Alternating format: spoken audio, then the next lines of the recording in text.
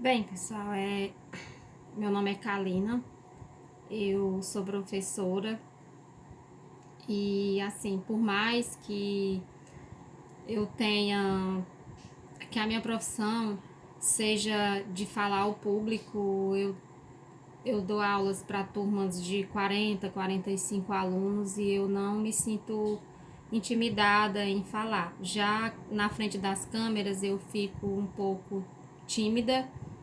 Até porque a minha geração não faz parte dessa realidade, né? Na minha época, a gente tirava foto, era com máquinas fotográficas, com filmes que continham poses e a gente tinha que ficar lá durinha porque não podia perder a pose. Porque normalmente os filmes só tinham 12 poses, 24, no máximo 36. Então o pessoal da geração agora não, com certeza não conhece essa realidade. Mas por que que eu estou iniciando esse vídeo falando sobre isso?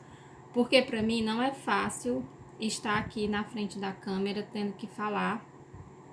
E talvez vocês estejam dizendo assim, se não é fácil, porque você está fazendo isso, você não tem necessidade de fazer isso. Mas eu senti sim uma necessidade de gravar esse vídeo diante de tudo que está acontecendo, né? Não só no nosso país, não só na nossa cidade, não só no nosso estado, mas no mundo inteiro.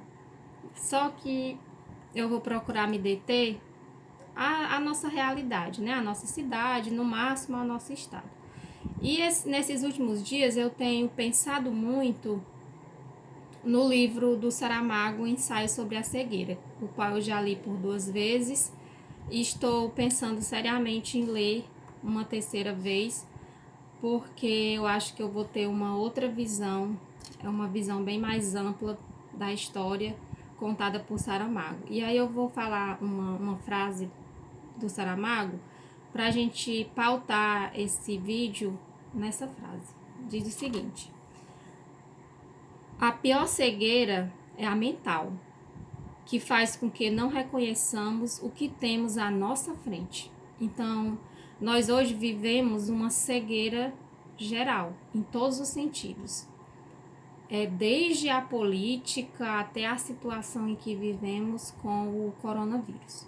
Então, assim, eu estou em casa há 43 dias. Nesses 43 dias, eu só saí de casa 2 vezes para comprar comida. E mesmo assim, eu saí e me senti muito culpada, porque, como eu já falei, eu sou professora e, de certa forma, eu estou tendo o privilégio de poder ficar em casa e receber o meu salário no final do mês. Embora nós professores estejamos trabalhando muito em casa, né? Porque estamos dando aulas remotas, né? À distância.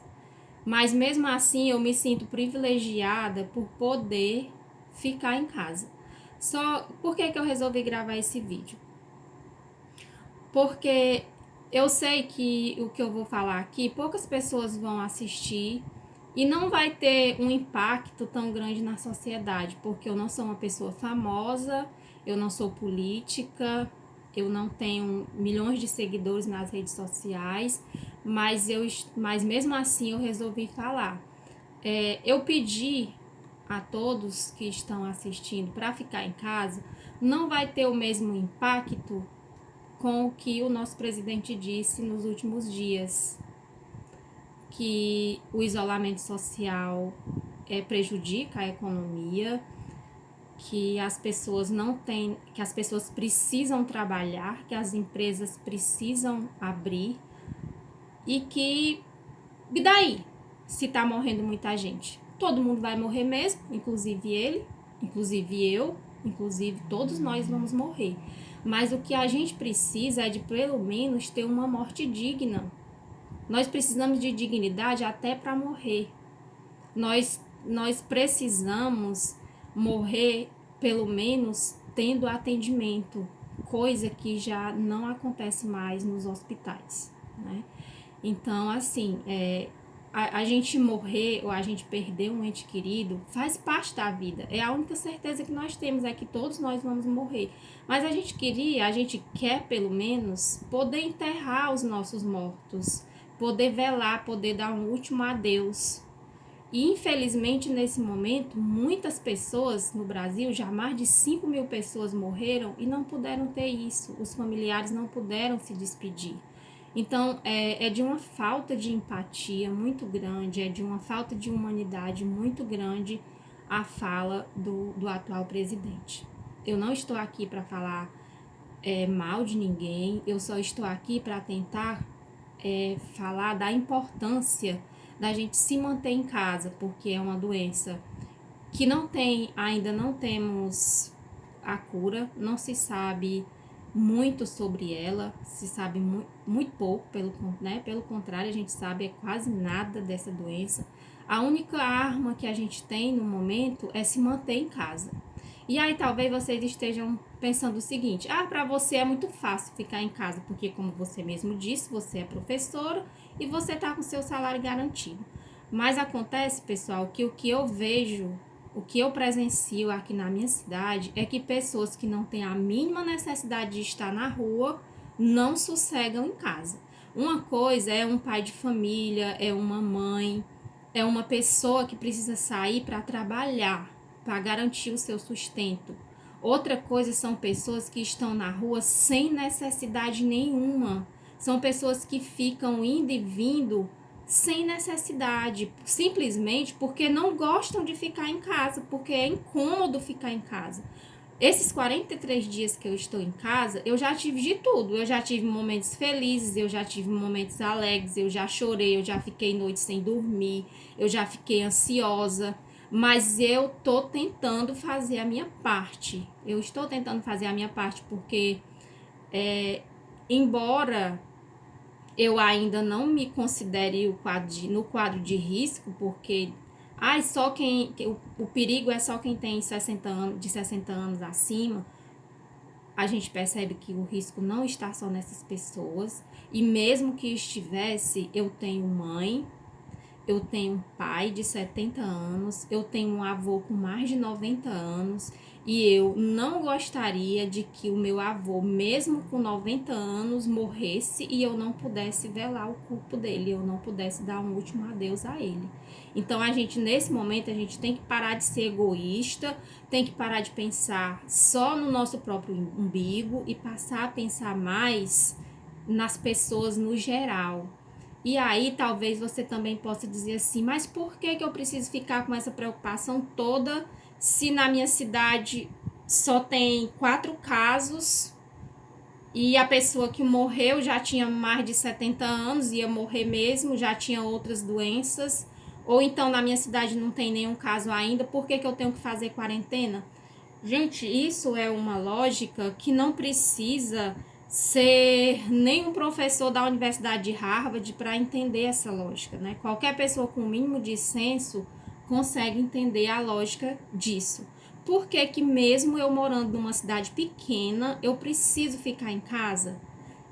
Por que que é só Fortaleza, é só quem mora em Fortaleza que tem que ficar em casa, porque lá já tem muitos casos e muitas mortes e os hospitais já não estão mais suportando? Eu moro em Heriotaba, eu não preciso ficar em casa porque aqui não tem ninguém hospitalizado e tá todo mundo bem. Por que que eu preciso ficar em casa? Muito simples, pessoal. Porque o nosso hospital, assim como os hospitais das cidades pequenas, elas não têm UTI, eles não têm UTI, nós não temos respiradores mecânicos, e eu estou dizendo isso porque durante algum tempo eu já trabalhei na saúde e eu sei da precariedade que é o nosso sistema, embora nós sejamos um país privilegiado por ter um sistema único de saúde, mas mesmo assim nós sabemos que ele não dá conta da demanda nem em tempos normais, quanto mais em tempo de pandemia. E os acidentes não pararam de acontecer, as pessoas não param de ter infarto, as pessoas não param de ter filhos, as pessoas não param de ter qualquer outro tipo de doença, as pessoas não param de ter dengue. As outras doenças, elas estão acontecendo em meio a uma pandemia, que é uma doença que a gente não tem como controlar. A única coisa que a gente ainda pode fazer é se manter em casa e manter todos os cuidados aí da Organização Mundial da Saúde. Então, assim, eu lembro que em 94, se não me engano, quando eu trabalhava no hospital daqui da minha cidade, teve um surto de cólera. Talvez as pessoas mais novas nunca nem tenham ouvido falar nessa palavra. A cólera é uma doença, não é uma doença viral, é uma doença bacteriana, mas que ela também é transmitida através de fezes, através das secreções que saem do corpo humano. E eu trabalhava no hospital nessa época, até tem as colegas Sandra, Chaguinha, Tututa, que ainda hoje estão na saúde, com certeza elas lembram disso. Nós passamos uma situação muito difícil no hospital daqui. Eu lembro perfeitamente das pessoas, das enfermarias lotadas, que a gente não dava conta, de tantas pessoas com diarreia, vômito, tendo cãibras, febre alta, e pessoas morriam, e era um desespero muito grande. E eu fico imaginando se o coronavírus chegar aqui na nossa cidade, não é nem se chegar, né? Porque já chegou. Eu fico imaginando que Deus nos defenda, aconteça isso de novo. E aí eu retomo. Por que nós temos que ter cuidado? Porque o coronavírus, diferentemente da cólera, ele precisa, nos casos mais graves, ele precisa de UTI, ele precisa de respirador mecânico, que nós não temos na nossa cidade, não tem nas cidades pequenas. Então, o que vai acontecer? Os pacientes vão ter que se deslocar, vão ter que ser transferidos para hospitais maiores, para Sobral, por exemplo. E Sobral já tem casos demais, os hospitais de Sobral também já estão no esgotamento. E Sobral não recebe só Heriotaba, Sobral recebe essa região inteira.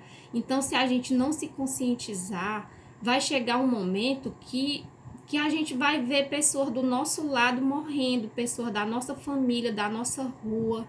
Então, nós precisamos ter essa consciência, pessoal. Vamos ficar em casa, vamos sair somente o necessário.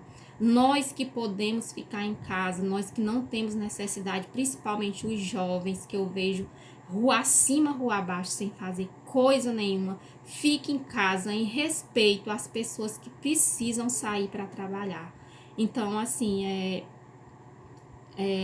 a gente precisa ter essa consciência. Se precisar sair, vamos usar a máscara, né? E usar a máscara de maneira correta.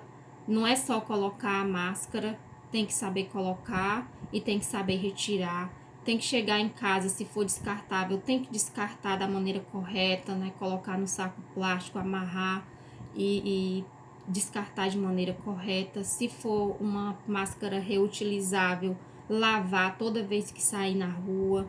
Então, isso a televisão fala o tempo inteiro, o que eu estou dizendo aqui não é nada novo.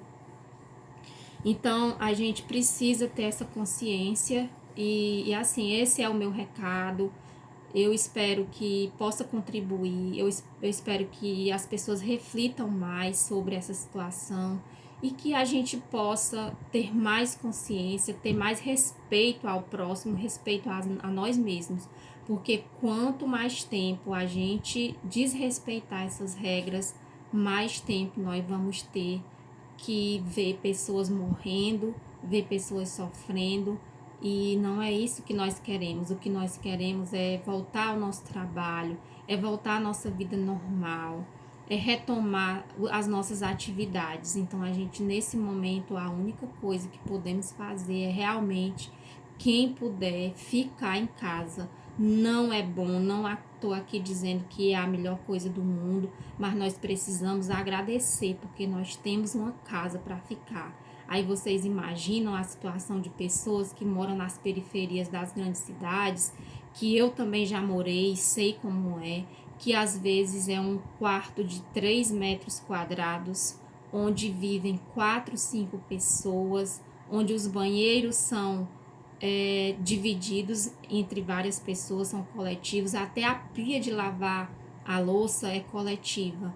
Então, nós estamos, graças a Deus, numa situação privilegiada, porque nós temos, né, quem mora na nossa cidade, normalmente todo mundo mora em casa, ninguém mora em apartamentos apertados ou em cubículos apertados. Então, a gente, de certa maneira, tem o privilégio de ter as nossas casas e de poder ficar em casa. Vamos dar mais atenção aos nossos familiares, vamos fazer as coisas que a gente reclamava que não podia fazer antes. Então, é consciência mesmo, é consciência, porque como eu iniciei o vídeo falando do Saramago, a pior cegueira é a mental, que a gente não quer enxergar aquilo que está à nossa frente. Gente, está na nossa frente, é real, é uma doença que a gente não conhece, que a gente não sabe muita coisa sobre ela. O que a gente sabe é que ela transmite muito rapidamente, que em algumas pessoas pode não acontecer nada, e em algumas pessoas pode ser muito grave. Então, como eu não sei se em mim não vai acontecer nada, se na minha família não vai acontecer nada, eu prefiro não arriscar. Porque assim como pode não acontecer nada, pode sim se tornar um caso grave e nós não queremos fazer parte dessa estatística tão triste. Muito obrigada a quem assistiu até o final e fiquem com Deus, fiquem em casa.